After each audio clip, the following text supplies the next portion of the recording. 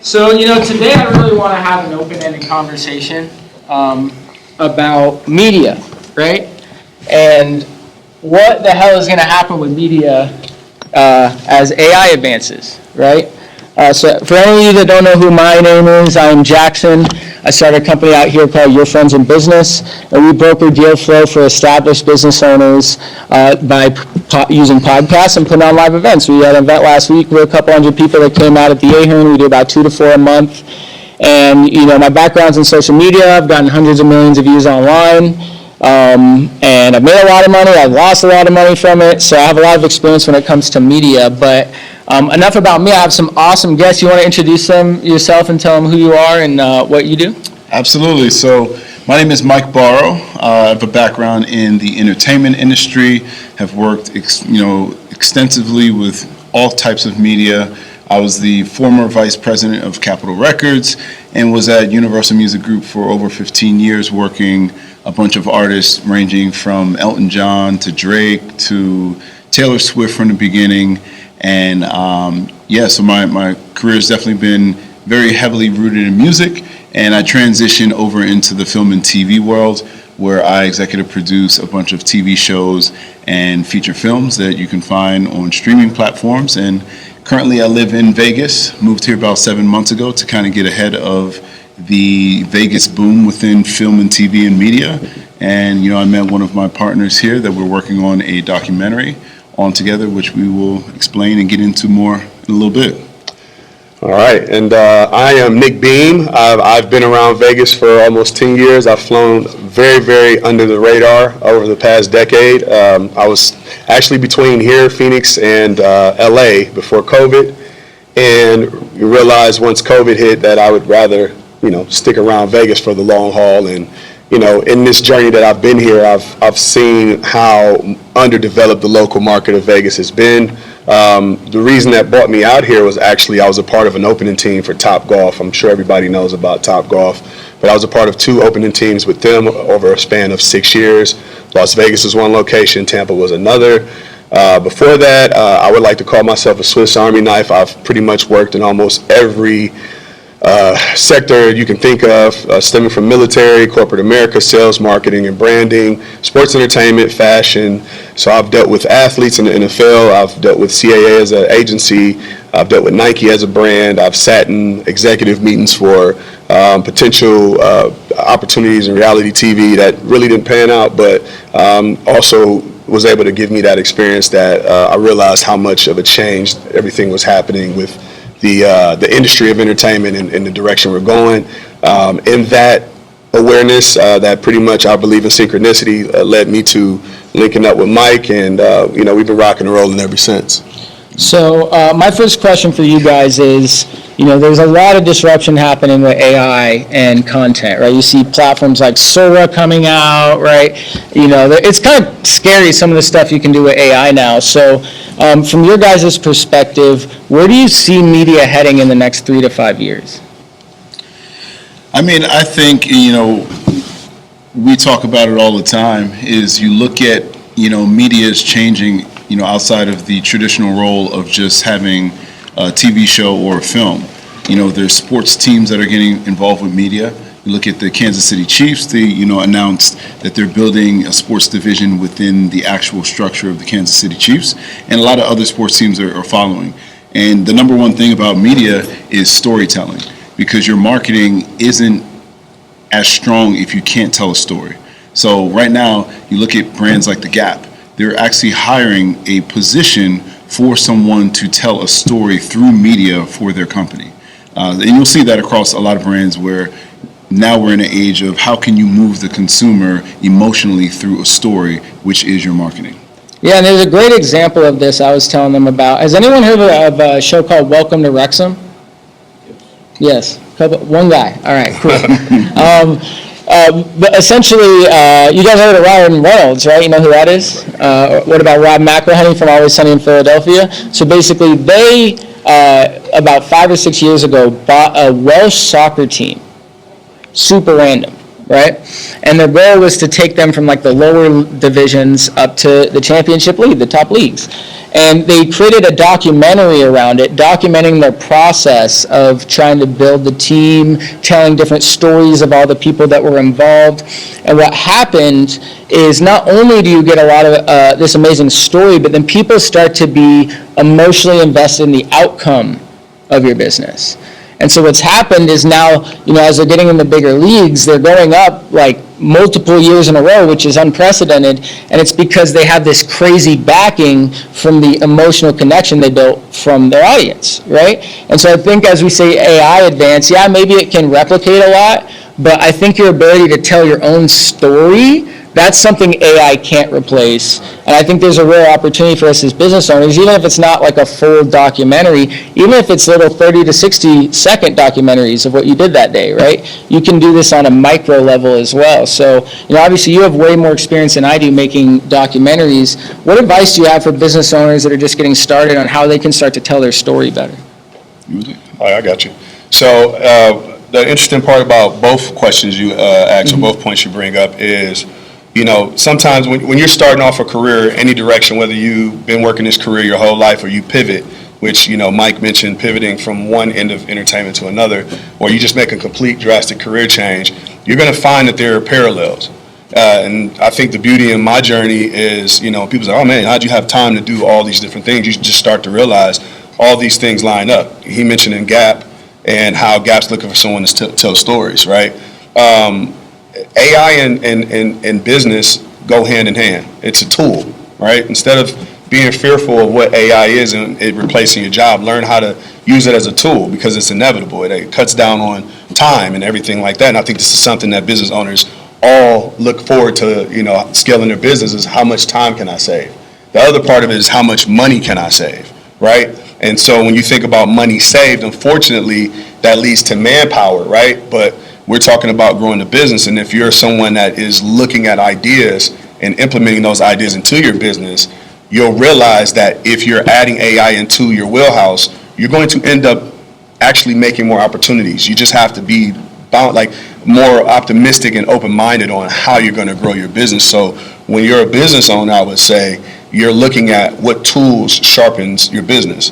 And if you're not looking at AI as an opportunity to sharpen your business, then you'd be missing out. Just look at lead generation, also lead time and response. That's customer service. It doesn't matter what field you're working in. All the things that you need, AI can assist you with. And it doesn't replace the human because, like you said, you still need humans to be able to tell a story. Well, the human came up with the business opportunity, right? And there was a reason why the business opportunity was created. Some people create opportunities out of necessity, right? They didn't want to work the traditional 9 to 5, so they transitioned into running their own business, or they watched mom and pop run a mom and pop, right?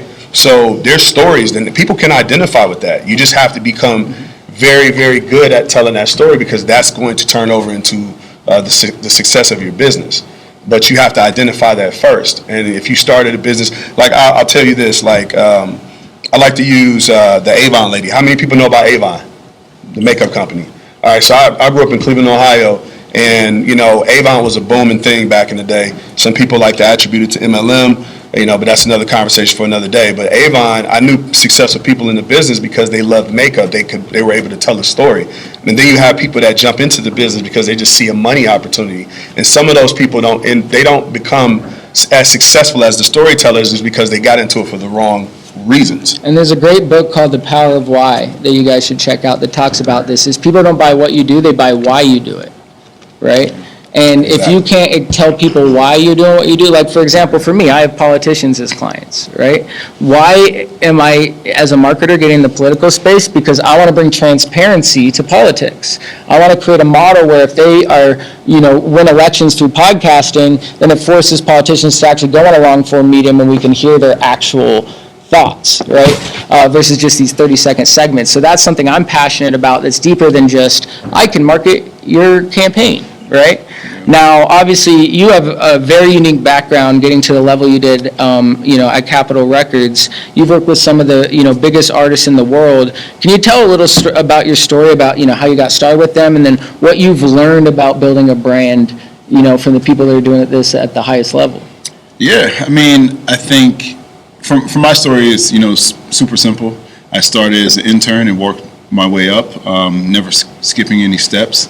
And I think that that's the important thing when you're building a brand or starting a company, is never to skip steps. Have that, baseline and that grounding that you can have that foundation to move up. And I think, just applying that to what I've done my whole career is, when we first sign an artist, my goal is not to look in the immediate, but it's about looking in the future. So how are we building a 6, 12, 24, 36-month plan that we're forecasting and looking ahead? So, that involves a lot of things. And I think, in this AI, revolution that we're going through, I think it's important for business owners and people that create media to also realize what they're doing and how they're doing it. Because your AI bot is going to be completely different than my ChatGPT. So you have to train, first of all, you have to train your AI to know specifically what you're doing and how you're doing it. Someone who's in health and beauty, their AI, ChatGPT or Claude or whatever you use is going to be completely different than mine, and it's going to give me a completely different outcome for me handling, film and TV work or music industry stuff. So I think that it's a part of the process to understand and educate, and then look forward into forecasting, where you're trying to go. And AI can help fill in those gaps, but it's your responsibility to know how to tailor it to your business and to your thinking. So, you're dealing with Jonas Brothers, Taylor Swift, these literally household names. What is the mentality that they have that got them to that level? Like, what? Because obviously you see the front-facing stuff. People don't always see behind the curtain. From someone that's actually been behind the curtain, what is it about those people that allow them to achieve that? I mean, honestly, it's very super cliche, but it is hard work, it's dedication, it's sacrifice, it is literally, and I told this story the other day, working with Taylor Swift, there's times where I could ask for the most simple thing, where it could be an approved photo that we've used for multiple, campaigns. And, I remember one time I was sending an email to her manager. I said, hey, I don't have the newest image. Can you just send that to me?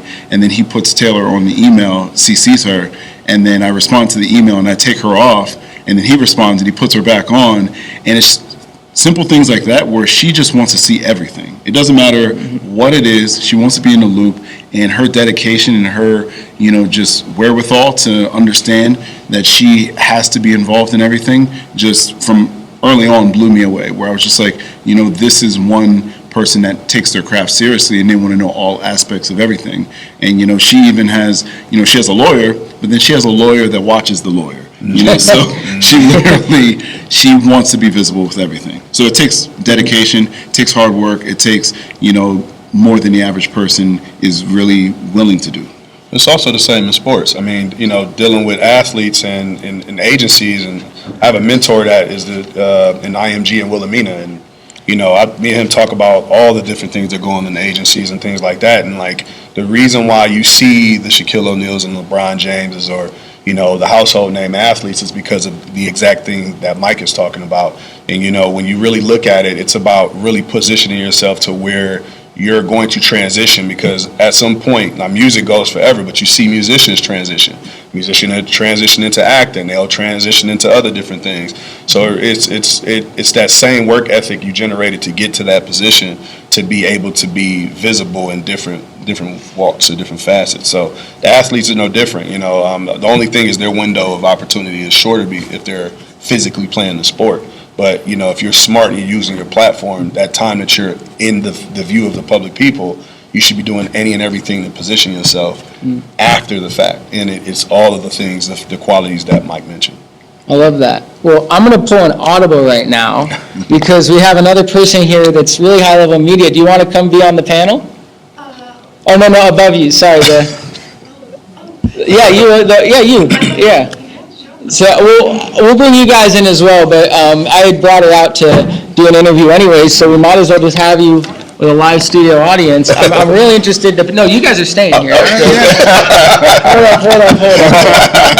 Hold up. But, this is making room for the lady. Yeah, listen. Hi. Nice to meet you. Yeah, thank you for well. coming out. Nice to So meet we've you been as well. talking, she's all the way from Australia, right? Hi. Do you mind- Am I Yeah, sitting? no, yeah, you can take Okay. the seat. Yeah. So do you mind real quick, just give everyone like a 30-second rundown of who you are Yeah. and what you do? Yes. So hi, I'm Meg Toohey. I am a psychologist. I have a really interesting specialty. So I specialize in women in crisis whose relationships are in crisis and everything has failed. So I'm the last stop shop. And what I do is run a team of clinicians using evidence-based protocols, and we do a program which allows them to lead change. Sometimes that change leads them towards their relationship, and sometimes it leads them away. I also run a podcast called Wisdom Stripes, which is about replacing information with wisdom. So I interview people with hard-won nuggets of wisdom. You know, the kind of fire, you get forged in fire and you come out with your wisdom stripes, that's where it comes from, or your grey hairs, also where it comes from. And I just released a book on February 14 called Heartprint, and I'm currently on a media tour for that. Let's go. Amazing. So, real quick, tell me a little about your podcast, right? How long have you been doing it, and how have you been able to get it to the point it's at now? So the podcast Wisdom Stripes is about 15 months old. Last year was its first full year. It ranked number 15 on the education charts when I could see Mel Robbins. I could see her, but I couldn't catch her. Watch out, Mel. Yeah. So that was, I did 1 million downloads in 2025, and we're in I guess it's year 3, but it's really year 2. So let's break down those first 90 days, Okay, right? yeah. How many episodes were you shooting? Was it in a studio? How did you market it? Like, what was that process like? Okay, so I am unusual because I live in Australia, but my business is American facing, so I'm in America 3 times a year, like I am right now. And so I will batch record. So I, in October, did a podcast tour, and I recorded 55 podcasts in 2.5 weeks. And they're hour episodes, 40-minute episodes. And I did them across 4 cities, and then I ran an event for my clients. So I have a capacity for the work that I do that is vast, because I think it's like the thing I'm good at. I'm not very good at other things, so don't be all like, oh my gosh, like, wow. Because actually I'm like really terrible at things like grocery shopping. I'm terrible at them. But this one thing I can really do. So I batch record. I have a podcast team. I have a social media team. And I also have my company that I founded and I run. So all of them intersect in a complicated way because I'm a complicated person. But I don't actually know if I answered your question. No, I think it's important, right? So you have the right infrastructure to support you. But notice what she say, 55 episodes, right? Not 5 episodes. 55. Right, now were those all your shows, or was that you getting on other people's as well? 48 were mine. Okay, so 48 were hers, right? So the reason why she's able to build so much momentum is each guest, not only can you chop that up and get a bunch of content from it, but now you can take that content and promote it to their audience. Right, you have a question? What's the name of your podcast? Wisdom Stripes. Yeah. And so when you have 48 people promoting your show, what are the chances that you're going to get some listeners, right? Yeah. And so that's what I always recommend if you guys start a podcast is make sure that you obviously clip it, but the key is getting and tagging the other people in the content and getting to their network, right? That's what we've done with Your Friends in Business. We just had an event last week. We had 330 signups. We only spent about $300 on marketing. And the reason why is every time we do an event, we get a bunch of content and then we tag everybody in the content. And when we tag it, guess what they do? They share it on their socials and it starts to get distributed to their network. And we get all this free publicity, right? So I want to take a second and open up the audience to some questions for our panel. Do you guys have any questions for anyone up here? Who has a question? All right, right there. So I just have a question. You mentioned tagging other people in like for your podcast, right? Like that's like the social marketing aspect. How do you vet those type of people? Because it's one thing for them to say, yes, I'll do it. You see that they're active. You can tag them, but if they're not actively, if they don't reshare, if they don't comment, if they don't do things like that, because I mean, you can tag 100 people, but if they don't do anything with it, I got an answer for that. If the content is good, they'll share it. The only time they're not going to share it is if it sucks. Because if they're in the content and they look good, they have a financial incentive to share it. It's building their brand. Now, I don't chase people down to promote it, but you can do simple things like inviting them to collaborate on Instagram. All they have to do is press approve, right? So tag them where you can and make it as easy on them as you can. But if the content's good, they're going to proudly share it, right? But I'd love to get your guys' opinions as well. I've talked a lot. Would you guys like to? I mean, we're on the panel. I'd say it's reverse psychology, right? I think, you have to engage with people that are excited, right? Like, we've been talking for the past week. We're excited about the things we're doing. And so, that incentivizes us to want to share it, right? It's not so much about, in my opinion, it has to be quality or whatever. Like, if I need the exposure and Jaxon's willing to give me the exposure, then it behooves me to go ahead and share it, right? You'll know by your interactions with people, immediately whether you'll get the feeling whether they're going to share it or not. And I think that's part of the vetting process to answer your question is, are you excited about this, right? Like, you can tell. Like, I'm happy that Jaxon invited us to speak, right? I'm excited about this. Jaxon sends this over. I'm sharing it. Why wouldn't I, right? It's a part of the process. And it's interesting, and I know Mike can probably, explain as well. It's the same process with celebrity or athlete or entertainer, right? You got to have people that are excited about what they're doing. And so, if you're not doing that, then that's probably not the person you should be doing any content with anyway, in my opinion. Yeah, I think it comes down to, unfortunately, it's currency and value. Provide value for the person that you're looking to exchange something with. And, back in the day, it used to be monetarily, where it's like, hey, I have this space, we could put your sign up there and that's a billboard. Well, now this piece of content on Instagram is your billboard. And say, we're going to put ad revenue behind it. We're going to share it on our network. We're going to do all these different things. That is your currency to help build up your brand and to give you exposure as well, too. So, also, I wanted to add on to the reverse psychology aspect of it. If Jaxon posted everybody but me, and I see all of this really cool content, I'm like, hey, why don't you tag me? Like, if you get that one person that's on the fence, that's the reverse psychology. You see everybody, why am I not tagging this? I'm always excited especially when I'm involved in, content sharing or just creation in general. And the minute I'm not tagging something, hey, why don't you tag me? Oh, my bad, I forgot. Okay, cool. And it's that thing. It's like, it's being a kid all over again. Oh, so don't be afraid to just ask again. Yeah. Just remind them. Sometimes maybe they they just forget. forgot. Sometimes Yep. they're just busy.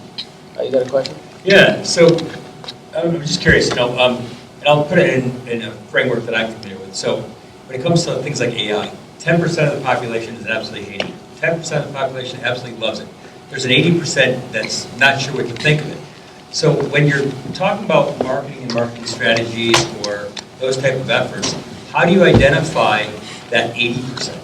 People that you're not tagging because you don't know they exist, they don't know you exist.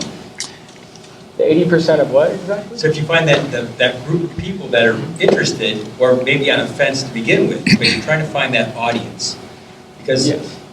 So you're saying, how do you create content that will attract your ideal audience? Essentially? Correct. So here's one thing that I think a lot of people misunderstand about social media algorithms is they think that their followers mean anything. And the truth is, how these algorithms have evolved is they're basically scanning your video and looking at what are the keywords and data from this video, and then it's just matching it with the people that have the highest watch time on that data, right? So if you make very specific content, right, it's going to show it to those people. Now, you might think that it's not working because it got 300 views, but if this room had 300 people in it right now, would you be upset? Nope. No. And so what I learned from, when I was getting millions and millions of views, at my peak, the most views I ever got in a month was 12 million views. And I could barely pay my rent. And so I learned views are really overrated. Followers are very overrated. You have to be very clear about what your goal is. And my goal is I want to work with established business owners that have real budgets so I can really do what I'm good at, right? And so when I'm trying to attract those people, a lot of times the content may attract them, but a lot of times that content is actually how you close them. So it's not even necessarily lead attraction, it's actually lead nurture, right? Same with my events. They're both attracting a lot of people, but I also have retainers that are on the edge of closing that when they come to my events, they go, okay, I see you're legit. So same with content. You might have somebody at a sales call with and they say they need to think about it, and then they see a video that addresses something that they're dealing with, and they're like, you know what, actually I do trust this guy. And that video might have 100 views, and you're like, that video sucked. And little do you know that was why you got the deal. Yeah, I would say also the world that we live in, social media is dead. There's no more social media. It is now attention media. Social media used to be, hey, my network, my friends, my family, I'm going to post something for you to see, and I want to connect with you, keep you updated, and I want to share my life with you. That's no longer. Now there's, which is a whole different conversation, there's money attached to this, real money. So that attention media is you scrolling and you seeing ads, but even more than that, you seeing content that's from other people that they're suggesting that you should see because they know that they want to grab your attention. Your attention on the platform equals dollars and data that they can, use to sell. So you have to realize when you're making the content, it's not always for your friends and your family and people that's in your followers, because like Jaxon said, followers are dead. The whole view thing is, looked at in a different way. It's all about attention. Who can you grab that's not your followers? No one gives a shit that you got 1 million views. Yeah. You know how many people I know that got 1 million views? Right? It used to, in 2007, that's a flex. Yeah. Right? But nowadays, I think it's about shifting the mentality from how do I get as much reach as possible to how do I get the right reach, right? And that's what I did with my agency, right? Like I built my agency up like 3 separate times to like 20 grand, and then it collapsed, and then I built it up and it collapsed. And the thing that got me past that I learned is I was just serving the wrong market. I was serving, I had a $10,000 a month, infrastructure, and I was serving people that had 5 grand in their bank account, right? So once I started working with people that were worth 50 plus million and they have real budgets, I realized like, okay, well, I don't need to go get 100 clients. I need to get 5 of the right clients. And so my marketing strategy shifted to how do I attract those people, right? But then you might look and be like, okay, you have 200 Instagram followers. You don't know how to market on your Instagram. It's like, yeah, but you know how much money I've made from those followers? A lot more than when I was getting millions of views, I'll tell you that much. I was going to say really quickly to that, even if you have 200 followers or 50 followers, you can make content now because it's not about the followers. To Jackson's point, you can make content consistently that goes viral or is pushed out to people that aren't your followers, and that's where the algorithm sits now. So, yeah. I just think that as AI evolves and the volume of content that's coming out increases, I think the virality just gets more and more diluted. And what it shifts to is what I'm betting on is the one thing AI can't replace is your ability to build a community of actual people. They can't replace this. They can't replace us having a conversation and looking each other in the eye. So the shift I've made is instead of just chasing viral broad attention, I could do that all day. I got 300 million views and it got me nowhere, right? I'm focused on how do I create content that attracts local established people in Vegas that I want to do business with. And so if you look at content I have, like a post I did yesterday is like what I learned from hosting 100 plus events. And I gave advice specifically for people in Vegas, right? And so the more you can niche down to that community you want to build, the easier it is to become the top guy in that space, right? Like if I want to go up against the best, like I could be against Gary Vee and Alex Hormozi, right? Good fucking luck. I didn't sell $100 million company. I'm not going to, why would they listen to me? They shouldn't, right? But if you look at the local Vegas scene, I'm like, I'm damn sure I'm better than everyone in this city at what I do. And so that means I can make a name for myself here. And I think as entrepreneurs in Las Vegas, we have a specific, unique advantage because everybody comes to Vegas. So that's something I challenge you guys to do is take what you have right now and figure out how to become the expert just in Vegas, where when they think real estate in Vegas, they think me. When they think plumbing in Vegas, they think me. And become an expert here because the doors that are open is much bigger than a lot of other markets. I want to go back to his question. There was something I felt I wanted to add on to an answer. about the 80%. You said it's 10% that loves it, 10% that hates it, and then there's this 80% of just gray area, right? I think there's always opportunity. Most of the people that are unfamiliar with AI are in fear, and we just talked about the fear of replacing their jobs and what other fear factor or fear mongering is going on social media. The more informed you become on AI, the better you are to better serve that 80%, because it's going to come down to education and awareness, right?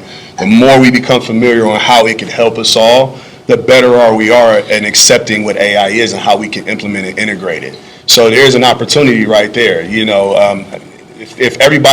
If no one needed therapy, then therapists wouldn't exist.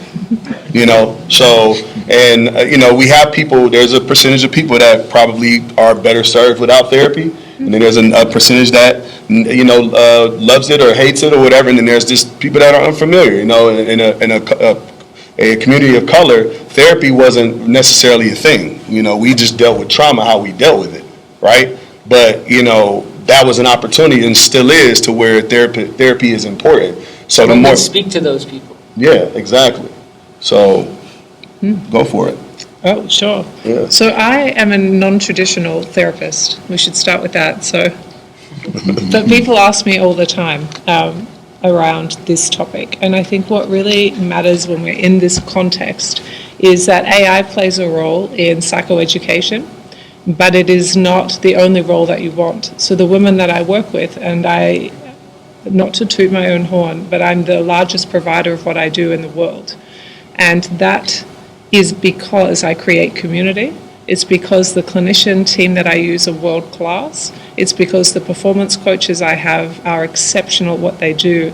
And because we do nothing with AI at all, because AI already exists outside of our walls, which are all virtual because they're in America and Canada, and my clinician team are all over the world. And so we have made this space, which is very analog, but it's hosted digitally, but it is that combination. So I think if what we could really kind of slice thinner for everyone in this room is how do you find your piece with using resources like AI in concrete ways that allow you to build your brand locally, so you've got established in-person experiences as well as a complementary virtual experience that's just yours. It's like all the things in your formula that belongs uniquely to you, and you might borrow some from each of us, but you are the UEST you that you can be. And so you're not going to actually pick up and do exactly what we've done because you're you. But pick the pieces that belong to you from what we're talking about and go forth and trial and error it the way that we have, Let's go. What other questions we got?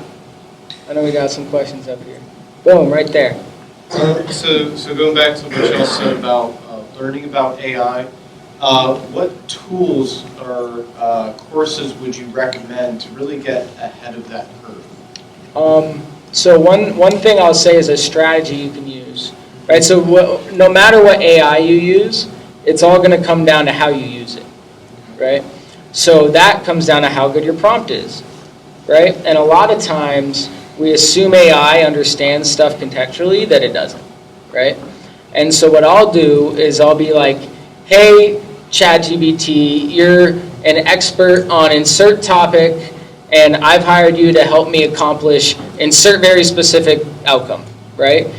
Ask me as many questions as you need until you have all the context you need, and then give me a prompt that I can give you to get insert desired result, right? So you get AI to ask you for the context it needs, and so that could be for if you want to learn something. So for example, I'm learning vibe coding right now. So I could be like, hey AI, you're an expert on vibe coding who specializes in teaching beginners how to become experts in 90 days. Ask me all the questions you need about what I want to be able to do with vibe coding, and then create a custom course based off of my answers, right? Boom, now you got a tailored custom course, and then those don't have to be paid, all of those are YouTube videos and articles that already exist, right? And so that's what's worked for me to learn any subject, is I just tell AI, like, hey, here's what I'm trying to do, ask me everything you need to get the context, and that's at least been what's worked for me. So. For me, it's been curiosity. I think the people that are the most curious will be the ones that get to the finish line on understanding AI and being able to actually integrate it to consult with other businesses and individuals, because we're all in this great space of learning. No one knows more than the next person in regard to the bigger picture. We're all, I would say, collectively figuring it out as we go, right? I mean, obviously you got the people that integrated the AI to begin with, but we're not talking about them. We're talking about the pool of people that exist when we're talking about job force, careers, and things like that. We're in a space of learning. So the more curious you become about AI, the better you'll become acknowledged on it, right? Harvard, I just got some, I think the algorithm was talking to me, but Harvard is offering a course in artificial intelligence, a free course. And you have Coursera, you have all these different platforms where you can actually go and get a certificate to learn AI, right? So you have those opportunities, but you do have YouTube. You have a bunch of people that have already started taking the steps, and you can pull pieces from them to, it's all a rabbit hole.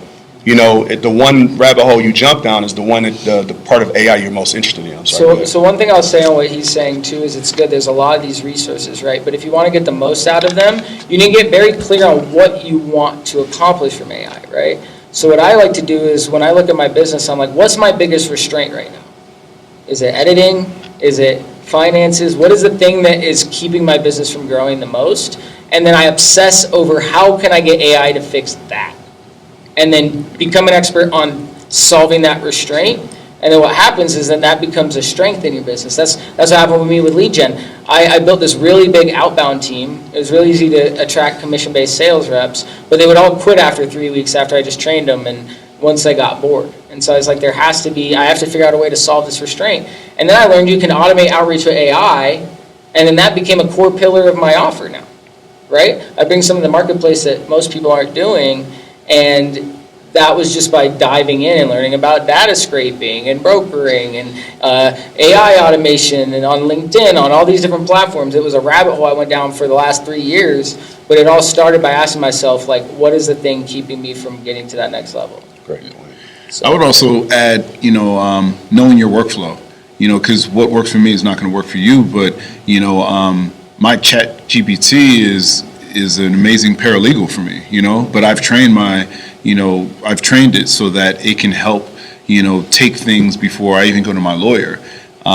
So that's one application. If I'm looking to do creative things, whether it's in the music space, with, melodies or artists, or hearing something that maybe I can create a placeholder for a song that I'm putting into a film, I could use Suno for that. I know that's going to be my go-to. If I'm trying to fact check something really quickly, I know that I'm going to Grok, for that. If I'm trying to create something visually, like image-wise, and use graphics, for me it's Nano Banana.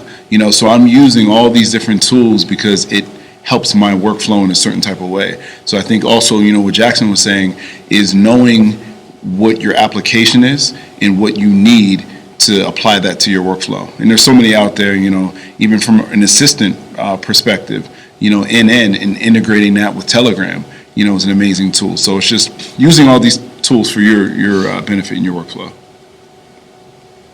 what about you? You using any AI?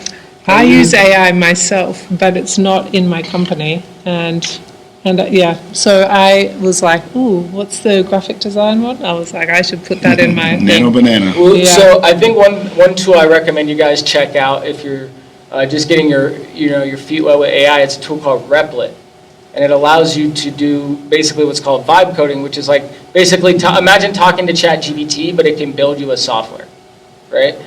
And so how I've started to shift how I think as I build because I'm at a point now where I'm starting to scale, and my restraint is no longer sales, it's I have to fulfill for these people paying me a shit ton of money, right? And so I think the initial way that a CEO would think about that is who are the people I need to hire, right? But I think now as Claudebot and Replit and all these AI tools come out, now it's about, okay, let me break down the actual assembly line of my workflow. And instead of thinking about who I need to hire, you go, I'm going to just tell this AI to build someone that does this for me. And so, for example, I'm starting to put out carousel posts just telling everyone about the events going on this week in Vegas, right? So I made that in Canva last night, but then I was just thinking about it, and I'm like, I'm just pulling all of these from Eventbrite. why don't I just vibe code a tool that will just make them for me, right? So now as I'm making that tool, it might cost me $50 and 4 or 5 hours of figuring it out, but then once I have it, I just save myself having to hire someone. I can click one button each week and it's done for me in seconds, exactly how I want it, right? So, I think definitely check out Replit. That's a good one. And I like that. That's like my version of video games now. It's just like, what can I make in here? You know what I mean?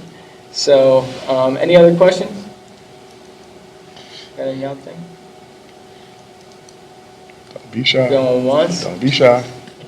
Going twice? All right, well, then I'm going to take and ask you guys some questions. So, so my question to you guys is, what is something that you wish more people understood about making content? You start on? I've been talking.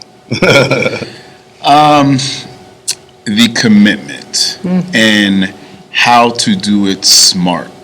And I think, people like yourself, crack the code and, and people think that I have to make content every day. You don't have to. You can batch record content. You can do it in a way that works for you. And that it does take consistency and dedication. And you have to be ready to understand, just how the algorithm works in every platform too. You can't say, oh, I'm going to do the same thing I've done for Instagram on YouTube Shorts and vice versa and all the other, social media algorithms. You have to learn it. And don't get discouraged. Just basically take the time to understand how each platform works, put in the work, and be consistent and work smarter, not harder. Let's go. So I would add, I'll stack on that because I agree. It is also about what lights you up. There's really no point making something that you don't like making. And that just sounds very straightforward, but actually if you're going to build yourself a business or a career or a presence, make it something that interests you. Make it something that makes you give up video games because you want to know more about the vibe coding. Whatever it is for you, it doesn't matter. Do your thing, because the light that comes through you when you're poking around the things that you really enjoy is what attracts other people to your content and to your brand and to your service. So you be you is the most important part, I think, of this whole conversation. I'll add on to both what they're saying, and I'll go back to my initial story about the Avon lady, right? The two different people, right? You have people the Avon person that was passionate about it and was successful, and then the person that wasn't so successful. It all pretty much equates to authenticity, and that's what they're saying. That's what the age we're in right now is authenticity. Authenticity comes from having a passion and loving and liking what you're doing.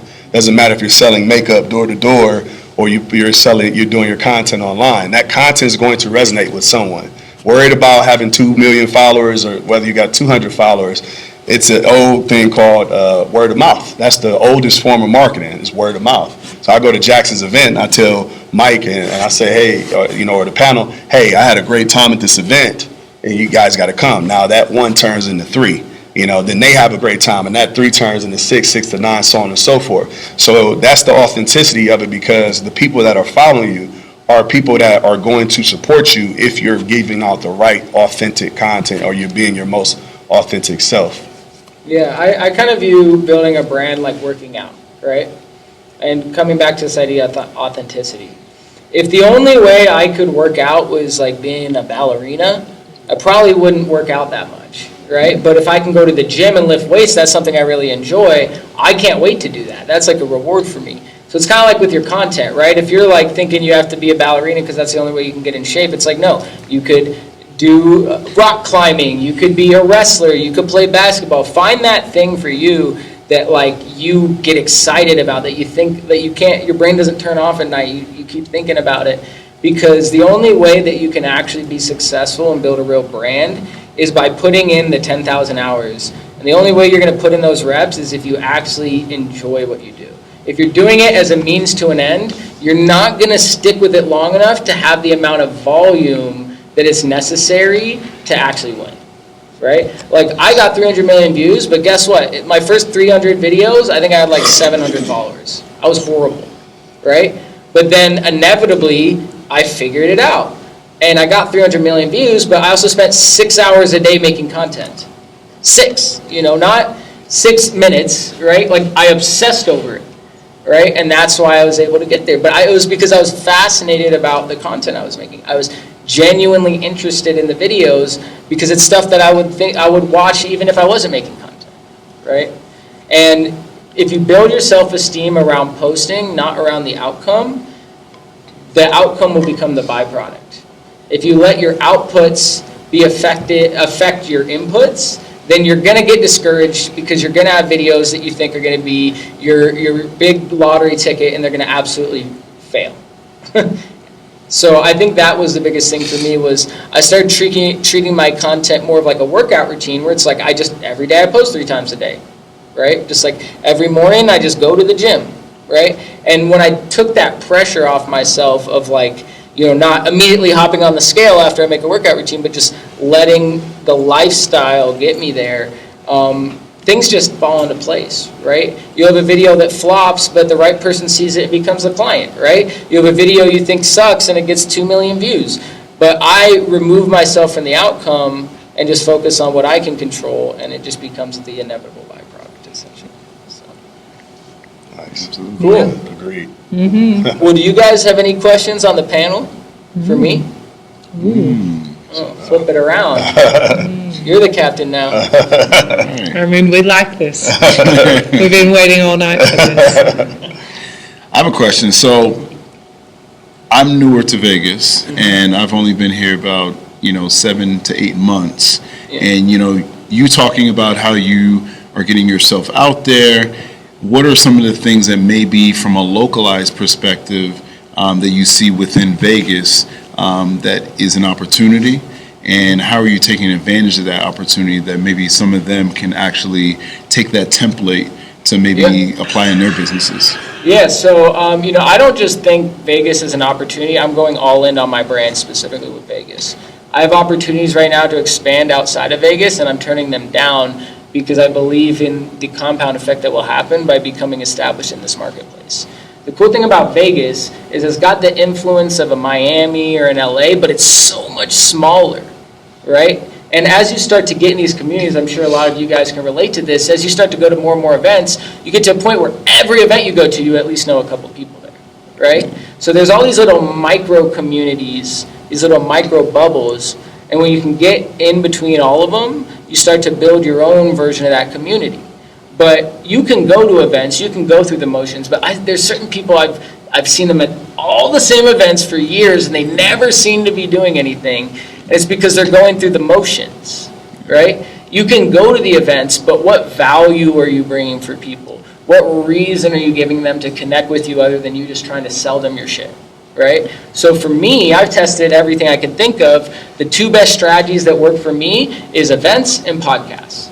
So I'll go to networking events, and I'll invite people to my events, and I'll invite those people on my podcast, and then from those relationships, I start to build my own community. I have really high-level people on my podcast that will start to send me referrals of other established people I could have on the show. That starts to build my really high-level Rolodex, and then I use all that content and the networking connections I'm making to put on my own events, which start to build my own tribe, right? So what I would say is if you really want to build your network here, it's about really taking the mentality of you belong in every room. I deserve to be in this room. And when you can lead with inviting someone on your show, it's a really easy way to get your foot in the door. Versus if, I was like, hey, you want to grab coffee? You're going to be like, sure, bro. Delete, delete, delete. You know what I mean? Now, obviously, not all the time, but you're just going to have a much higher probability if you lead with value first instead of just trying to be like, how can I sell them? Absolutely. So I like to do a thing called the yeah buts. Are you ready? What's that? Yeah buts are, yeah, but Jackson, you don't understand. You can do it, but I can't do it. Who am I to take up space in a room? Yeah, but Jackson, you don't understand. I don't know where to start. I don't know what my thing is. You've already got it figured out, and I don't know. Yeah, but Jackson, what on earth am I going to do that is different from anyone else that's here? Jackson. So that's what I like to do on my podcast. So, I like that. So give me the answers to the yeah buts. So what was the first one? It's basically, I feel Yeah. too small. I can't start. Who am I to take up space? So if not that, then what? Okay, cool, you are too small. Now what? Yeah. You're just gonna sit there and do nothing? Yeah. No, you gotta do something. May as well. You know, I said this in a post I did, you know, an avalanche starts as a snowball, Yeah. right? So you're looking at the avalanche and you're like, who am I to be a little snowball, right? But it compounds, right? Each person you talk to has, you know, the whole adage is 6 degrees of separation from everyone. In Vegas, you're 2 degrees of separation from everyone. Because everybody comes here and everyone's looking for an excuse to come to Vegas, right? And so what I would say is, you don't have to put out the content. If you're really that terrified, just talk to the person and then delete it after. But guess what? When you do it, you're going to realize that wasn't as scary as I thought it was going to be. So you're saying that maybe we could grow into people who are brave enough to do the things that you're doing? Yeah, when I started working out, I could barely lift the bar. Now I'm pushing 450. No, I'm kidding. But it's progressive overload, right? It's just like a muscle, right? It's going to hurt, but then over time you adapt and it hurts less. And then you start to enjoy it because you see the progress. And then you realize it wasn't even about being successful at all. It's about the pursuit of success and playing the game. Like, this is just a big game that we're all playing. And when you take that pressure off yourself and stop taking yourself so seriously, you realize no one gives a shit anyways. Yeah. And if I could answer my own buts, I would also say, what if this does work? What if it actually does work? And so you just need to keep doing the next right thing.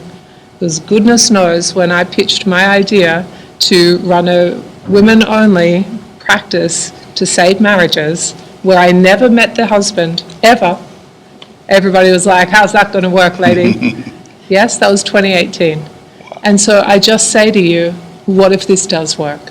I want to add on to that too. I think the thing about social media or attention media nowadays, I feel like everybody's looking at the finished result, right? I don't want to use the word cringe, but I raise an eyebrow at the guy hopping out of the private jet or the lady hopping out of the private jet or the fancy car, right?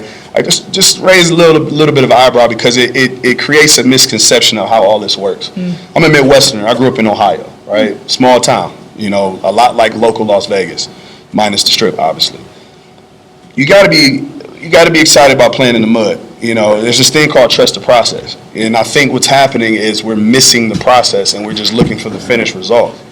And so in trusting the process, you're going to throw a lot of shit at the wall to see what sticks. Not everything sticks.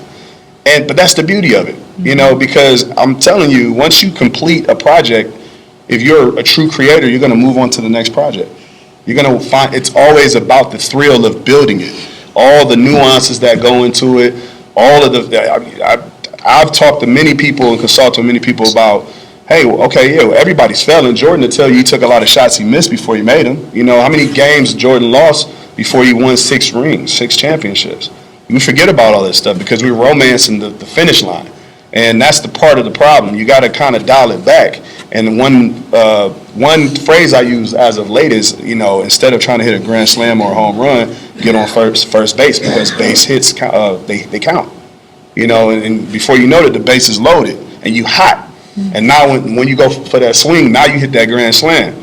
But if you dial it back and focus on getting on first base, that's starting the content. That's talking to the people. That's the yeah, but answering the yeah, but. You know, like do the thing. And if you don't do great on it the first time, so what? So what? Because somebody somewhere not doing it at all. But then think about the person that's doing something similar. Like there's other creatives that say that a lot of the ideas we come up with are simply downloads from the universe or from Supreme Creator, whoever you believe in, right? And if you don't use it, you'll end up seeing the idea done by somebody else. Maybe not exactly like it was done in your mind, but something similar where you can identify and say, hey, I had that idea. Well, if you was too busy being afraid, you just stepped out on a leap of faith and did it, you'll see that it would have worked for you if you had tried. You know, so when you're talking to her and you're talking to Jaxon or just the panel collectively, hey, just do it. You know, and if it doesn't work the first time, that's fine. I can tell you a bunch of things that I've worked on that didn't work out. You know, but I don't sit and get discouraged and like, okay, well, where did I go wrong in this? Where did I fall short? But it's fun though. And if you don't understand that it's fun, then you're not going to enjoy doing it. Then it comes back to the authenticity thing. And all the things we've been talking about on the panel. It comes right back to square one. If you're not doing this with the right intent, you're not going to get the results you desire. And you have to get away from getting a microwave result. I'm a blue collar guy, so I bring up the Midwest. We work hard, right? And we get the results we get because we put in our hard work. Some days aren't the best days, but hey, I'm about to get up and do it again because I really truly want to do it. And I think the experts are those people that can talk to that, and not the person that's, oh, look at me hopping out of a private jet. I just came from here. I just came from there. Okay, well, what were you doing over there? Like. I don't think anyone's falling for that shit anymore, though. But that's it's so overplayed now that it's exactly. But yeah, because people, well, you know why it's overplayed, because people are trying to replicate that thing and not realize what the thing is, and you just missed the whole point. You got to go grind for that, and that goal. First of all, the private jet and the fancy car isn't the happiness. Mm-hmm. The creativity is. Mm-hmm. It's just a byproduct. Mm-hmm. If that's what you're into, you got plenty of super uber successful people that don't drive fancy cars or take private jets. That's what I was saying. Build your self-esteem around creating, not around the outcome. It's all full circle. Because then you get the outcome anyways. Yeah, absolutely. What about you guys? Well, I agree. I mean, I think, kind of going off of, what Nick said, everyone has an idea, but to execute it, that's where, the best leaders and the best people that actually, take their craft to the next level. And I think even, from my perspective, like I said, I've been here for 7 or 8 months, and, how many people are local here? Most. So, most people are local. So when I first moved here, I said to myself, I had a little bit of time to kind of like integrate into Vegas, and I was like, you know what? I want to learn, I want to learn more about Vegas. I want to learn about the culture. I want to insert myself into off-strip things, and I want to see what Vegas is all about. Like, I've been to Vegas 1,000 times before I moved here, and to be honest, it never really was my thing because I never explored off-strip. So what did I do? I was like, you know what? I'm going to create a docuseries that's all about Vegas culture off the strip, and let's go and learn about, the culture. Let's learn about the history. Everyone knows that, the Vegas culture is, rooted in the mob scene. There's the Mormons and, corporate takeover and stuff like that. So with my docuseries, there's 5 episodes, and we're diving into everything that's off strip, from, the Chinatown. A lot of people that visit here don't even know that there's a Chinatown or visit Chinatown, so it's like, all right, integrating all the local food spots. There's amazing Ethiopian scene here. There's amazing, all kind of cuisine. So it's diving into all of those kind of local aspects, even the good and the bad. We're going into the tunnels where, a lot of the homeless people live here into Vegas, talking to the school systems, because education is really bad here, to healthcare is really bad. And it's about exposing. So I say that to say that this one docuseries was a way for me to integrate myself into Vegas. And it's like, don't be afraid to execute, and if you can't execute, then maybe you need a partner. Don't be afraid to share that vision in with someone, because a lot of people just have the mentality of, oh, this is just mine, this is my idea. But if it helps to get it to fruition, bring other people along the journey and build the community, like Jaxon said, that can help you execute your ideas. So and I would add in something adjacent but very much in my realm of specialty, which is around remembering you're human. And the human experience is a really tricky one. And one of the things that I say to my clients, to my team, to people who ask me, how did you build what you built? Because I built something very complicated that really only makes sense to a handful of people if you can see the full scope of it. It's like the inside of an ant mountain. I'm literally a creator. But the thing that I want to say is that you have to go around your human. Because the human is the voices that do the yeah buts. Yeah, but you don't know. Oh, I don't know if that will work. You have to unhook yourself and just go where your instinct takes you. And then when your human comes back up, when you're tired, or you've got like the Sunday scaries, or you've had something, you've only had 20 views and you put your heart into it, and the human comes back up and it's trying to defend you and outsource the big feelings that are inside you. It's like, how do I take care of the human suit that I'm in so I can go around it and do the thing that I'm here to do, which is to be the UES version of you that there is. So you just got to go around those little voices that take you away from your dreams and hook into the things that are going to take you towards the life and relationships that you dream of, because that's what belongs to you, because you don't dream of things that don't belong to you, friends. Let's go. Well, we got another special guest that just walked in the building. Saw you, buddy. Mr. Mike, you want to tell everyone who you are and what you do? Hey everybody, I'm Michael Morris. I'm a candidate for U.S. Congress, District 1, which is right here. 40-year resident of Nevada, and a professional stand-up comic as well as a business owner. And You're also a skateboarder, right? What's that? I heard you could kickflip. Yeah, I can kickflip. Yeah, awesome. Well, for any of you guys that are interested in either getting placed on some of my clients' podcasts, being featured on our radio show on 107.1, or even attending some of our events, all you have to do is text friends to 26786, and then I will blast out when we're on the radio. You can call in and be on, or even fill out a form, and if I think you're a good guest, we'll just have you on the show. But yeah, we put on a bunch of awesome events around town. Really, our goal is to just connect with established business owners and broker deals, right? We are trying to we see a hole in the market right now where you have these people that are serious business owners, but a lot of their events are really boring and stuffy. And then you have this nightlife scene that's really fun, but it's full of a lot of degenerates. But your friends in business, we're trying to fill that hole in the market where we can provide fun atmosphere environments, but for real, actual, serious players here in Vegas. So thank you guys so much for your time, and this has been amazing.